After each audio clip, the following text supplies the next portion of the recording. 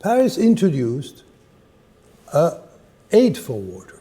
That is, they introduced the idea that they would provide 70 euro for each poor family in Paris to pay for their water bills. And 40,000 households have received 70 euro. I mean, these are really, they did it. And this is a good example. 40,000 households out of 1 million, you see it's 4%. In France, in Belgium, there has been an introduction of a solidarity fund, of this principle being that everyone would pay a little into this fund, and the fund would pay the bill of the very poor people.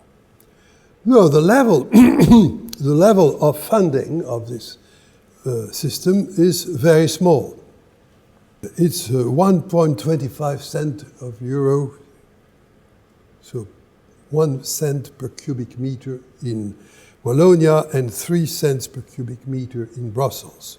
And in France, there is not even a fixed price, fixed level of taxation on water, as in Belgium. It's voluntary, and it's the major companies who provide a good deal, a good amount, much of the money which is being given to the poor people to pay their unpaid bills. So this system is very inefficient. It only covers 1 per 1,000 of the bills, and helps only 2 per 1,000 of the population of the total population. Progressive tariffs, as I said, is another approach, a very useful approach, because it has a lot of public support. The concept is to introduce a first block of water at low price. The second block of water would be at a higher price.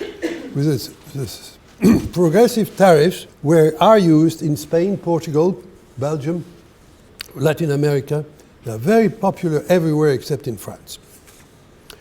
They could be implemented easily whenever there is an individual meter, overnight. When there is no individual meter, when there is only a collective meter, it's more difficult. Because one does have to solve the issue of distributing the water bill among the various owners of apartment. When the bill is paid when the first block of water is paid at a lower price, it is considered to be very good for social reasons. Well, the reason being that, in principle, poor people spend less water than rich people who use more water. I say in principle because actually the difference is quite small, and that is not a very good argument. Well, the reason for which the first block of water should be at a lower price, is because it is in favor of a large majority of users. The group of users using small quantity of water is much larger than the group of users using a large quantity. I mean, the average person and the poor person represent a much bigger group than the rich people. So it is demagogic to introduce a progressive tariff.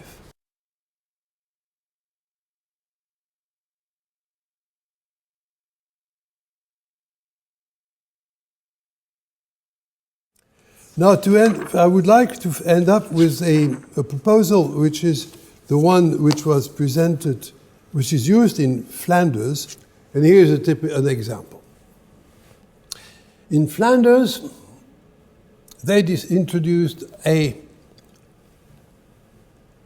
tariff for the normal people consisting of a first block of water at 2 euro per cubic meter and a second block at 4 euro. People, because it is 4 euro, they don't like to go here, so they try to stay at this part because they think this is too much. So they try to reduce their consumption of water. But if you want to introduce a social tariff, you have to reduce the price they are paying. And for that purpose, in Flanders, all the people on social security, on social benefit, are receiving 30 cubic meter free water. But only 30 cubic meter, and only if they are supported by social benefits. If they exceed 30 cubic meter, they'll pay water at 2 euro instead of 4. So you see there is quite a difference between the tariff paid by people, normal people, and a tariff paid by poor people. Now, how many are benefiting from this low price?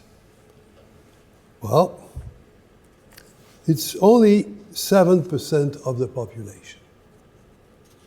When I say only, it's, well, it's as much as 7% of the population. And the cost of the system, the cost of the system is 3.6%, 3.8% of water sales. So this is absorbed by the system. It's entirely paid by the users, by cross-subsidies between the rich and the poor. There is one difficulty, except that it is related to the number of people. It's based on knowing the number of people in each household, which is an information which is rarely available. So if one wants to copy the Flemish system, one has to base oneself on not the number of people in the household, but on the number of households, which is not as good.